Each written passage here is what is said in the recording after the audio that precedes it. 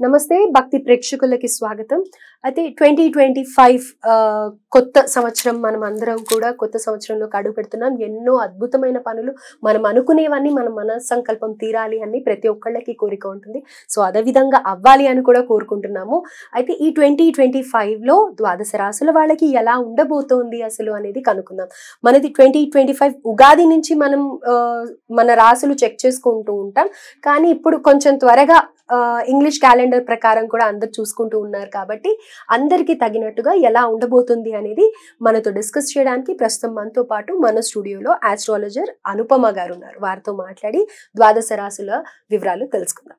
నమస్కారం. నమస్తే అండి. సో ధనుసు రాశి వాళ్ళకి 2025 జనవరి నుంచి డిసెంబర్ వరకు ఎలా ఉండబోతుంది అంటారు? ధనుసు రాశి వాళ్ళకి 2025 సంవత్సరం గురుడు బిగినింగ్ ఆఫ్ ద ఇయర్ వీళ్ళకి షష్ఠ స్థానంలో సంచారం జరగడం మనకి కనిపిస్తూ ఉంది. సో గురుడు కూడా కొద్దిగా వీళ్ళకి అంత ఫేవరబుల్ రిజల్ట్స్ ఇచ్చేలాగైతే కనిపించట్లేదు.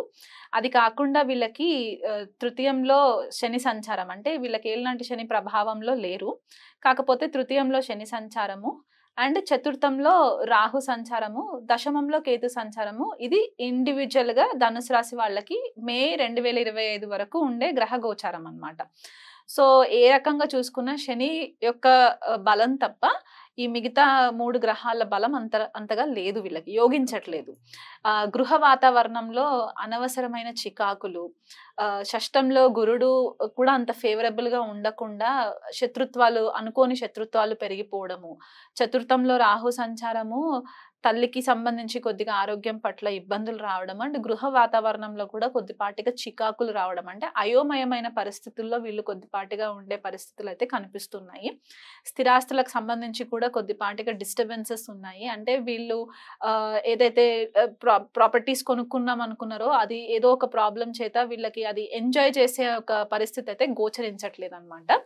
అండ్ దశమంలో కేతు సంచారము మే వరకు కూడా వీళ్ళకి అంత ఫేవరబుల్ రిజల్ట్స్ లేవు. అంటే కెరియర్ పరంగా కూడా అనుకున్న స్థాయిలో వీళ్ళకి అంతగా రోగించేలాగా కనిపించట్లేదు అనమాట. అంటే ఒక కన్ఫ్యూజన్ జోన్ లో ఉండడము అండ్ ఈ గురుడు కూడా కేతు పైన దృష్టి పడడము, అంటే ఒక రకంగా ఎంత హార్డ్ వర్క్ చేసినా సరే వీళ్ళకి ఆ బెనిఫిట్స్ రావట్లేదు అనమాట. అంటే వీళ్ళకంటూ ఒక రికగ్నిషన్ వస్తుంది కదా మేనేజర్స్ దగ్గర నుంచి, ఆ రికగ్నిషన్ రావట్లేదు అనమాట. అండ్ ఇంట్లో వాతావరణం బాగోలేక, ప్రొఫెషనల్ గా కొద్దిగా బాగోలేక వీళ్ళు చాలా సతమతం అయిపోతూ ఉన్నారనమాట ధనుసు రాశి వాళ్ళు. అంటే ఏళ్ళనాటి శనిలో నుంచి బయటికి వచ్చేసామని అనుకున్న చతుర్థ రాహు వీళ్ళని కొద్దిపాటిగా కుదిపేస్తుంది ప్రెసెంట్ గా.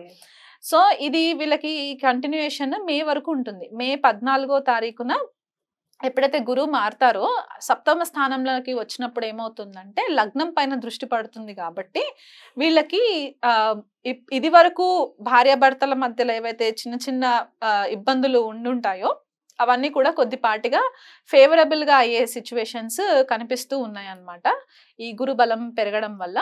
అండ్ వీళ్ళ మాటకంటూ ఒక విలువ పెరిగే ఛాన్సెస్ కనిపిస్తూ ఉన్నాయి మే 14th తర్వాత. ఇప్పుడైతే అసలు వీళ్ళ మాట కూడా ఎవరు వాల్యూ చేయట్లేదు, వీళ్ళు నిజాలు చెప్పినా కూడా అబద్ధం లాగే కన్సిడర్ చేసే పరిస్థితి కనిపిస్తుంది. సో గురుబలం పెరిగిన తర్వాత ఈ ఫిజికల్ బాడీలో కూడా కొద్దిగా మార్పులు రావడము, అనారోగ్యాలు ఏవైతే ఉండినాయో అవన్నీ కూడా మెల్లిమెల్లిగా తగ్గుముఖం పట్టడము. ఎందుకంటే షష్టంలో గురుడు కొద్దిగా హెల్త్ ఇష్యూస్ కూడా వీళ్ళకి ఇచ్చి ఉండాలి. అంటే ఇప్పుడు ఎవరికైనా డయాబెటీస్ లేని వాళ్ళు ఉంటే సడన్ గా డయాబెటీస్ రికార్డ్ అవ్వడము, లేకపోతే డయాబెటీస్ ఉన్న వాళ్ళు ఇంకెక్కువ ఫేస్ చేయడము, స్టమక్ సంబంధించి ఇన్ఫెక్షన్స్ వచ్చి ఉండడము, వైరల్ ఇన్ఫెక్షన్స్ రావడము, ఇలాంటివి కూడా కొద్దిగా గురుడు షష్టంలో ఉన్నప్పుడు కొద్దిపాటిగా ఆ రోగ నిరోధక శక్తి కొద్దిగా తట్టుకునే కెపాసిటీ లేకుండా కనిపిస్తుంది. కానీ గురుడు మారిన తర్వాత ఇవన్నీ కొద్దిగా కంట్రోల్లోకి వచ్చేసే సిచ్యువేషన్స్ కనిపిస్తూ ఉన్నాయి. దైవ బలం పెరిగే ఛాన్సెస్ కూడా వీళ్ళకి కనిపిస్తుంది అనమాట గురువు మార్పు వల్ల. కెరియర్ పరంగా కూడా వీళ్ళకి కొద్దిపాటిగా రిలీఫ్ రావడం, ఇది వరకు ఉన్న టెన్షన్స్ అన్ని కూడా కొంచెం తగ్గి కొద్దిగా రిలీఫ్ రావడం అనేది, ప్రమోషన్స్ ఎక్స్పెక్ట్ చేస్తే లేకపోతే కెరియర్ వైజ్ వేరే జాబ్ మారాలనుకుంటే గురుబలం వల్ల వీళ్ళకి కొద్దిపాటిగా ఫేవరబుల్ రిజల్ట్స్, కెరియర్ వైజెస్ కూడా బాగుంటుంది. కాకపోతే శని వీళ్ళకి చతుర్థంలోకి ఎంటర్ అవుతుంది అనమాట. రాహు తృతీయంలోకి ఎంటర్ అయిన తర్వాత శని చతుర్థంలోకి ఎంటర్ అవుతారు.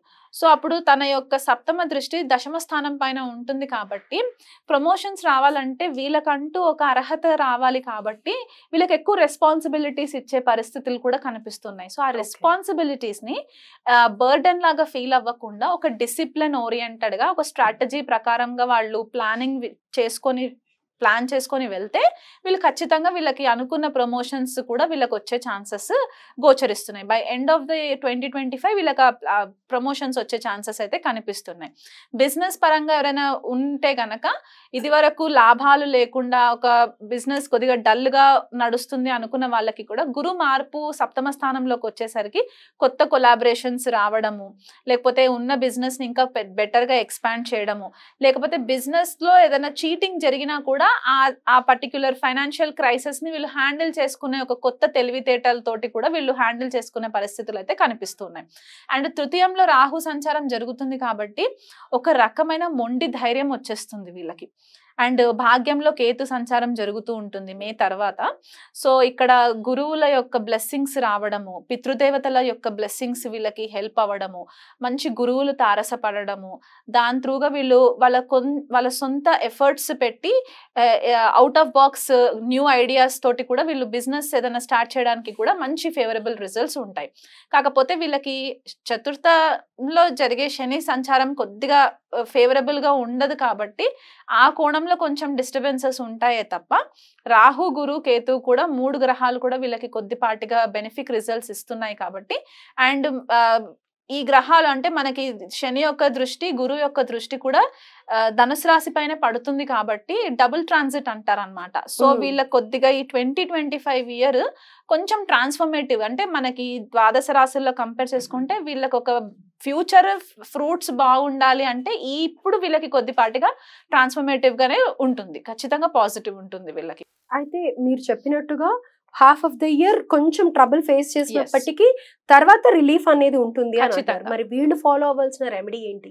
వీళ్ళు ఫాలో అవ్వాల్సిన రెమెడీ, శనికి వీళ్ళు అర్ధాష్టమ శని ప్రభావంలోకి వస్తారు కాబట్టి గృహ వాతావరణంలో ఆరోగ్యం పట్ల కెరియర్ పట్ల వీళ్ళు కొద్దిగా ఫేవరబుల్ రిజల్ట్స్ ఉండాలి కాబట్టి ప్రతి శనివారము శనికి తైలాభిషేకం చేసుకోవడము, అయ్యగారికి జపదానాలకి కోసం వాళ్ళు కొద్దిగా డబ్బు ఖర్చు పెట్టి అక్కడ పూజలు చేయించుకోవడము, 19 ప్రదక్షిణాలు శనికి తిరగడము, వీళ్ళు కుదిరితే ఒకసారి నాసిక్ దగ్గర శని శిగ్నాపూర్ ఉంటుంది కదా, అక్కడికి కూడా ఒకసారి వెళ్ళి దర్శనం చేసుకొని రావడము.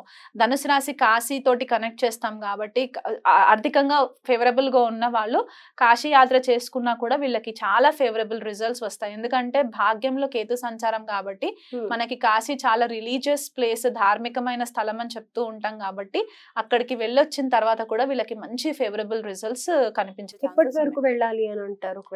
వీళ్ళు వెళ్ళాలి అని అనుకుంటే మే తర్వాత ప్లాన్ చేసుకొని ఇయర్ ఎండింగ్ లోపు ఒకసారి వెళ్ళి రాగలిగితే వెళ్ళి రావచ్చు కాశీకి. కానీ April May is not possible కదా, అక్కడ కూడా సమ్మర్ చాలా ఘోరంగా ఉంటుంది అని అంటారు. రైట్. సో వెళ్తే ఈ లోపల ఫిబ్రవరి లోపు వెళ్ళొస్తే బెటర్. అంటే కేతు సంచారము జరిగిన తర్వాత భాగ్యంలోకి కేతు సంచారం జరిగిన తర్వాత వీళ్ళు వెళ్తే ఏమవుతుందంటే ఆ ధార్మికమైన ట్రాన్సిట్ జరుగుతుంది అండ్ అక్కడ మంచి గురువులు తారసపడడం ఇట్లాంటివి, అంటే ఆ కేతు ఎనర్జీ కూడా కొద్దిగా అది మే 18th తర్వాత డిసెంబర్ లోపు ఎప్పుడన్నా వెళ్ళే ప్లానింగ్ చేసుకోవచ్చు.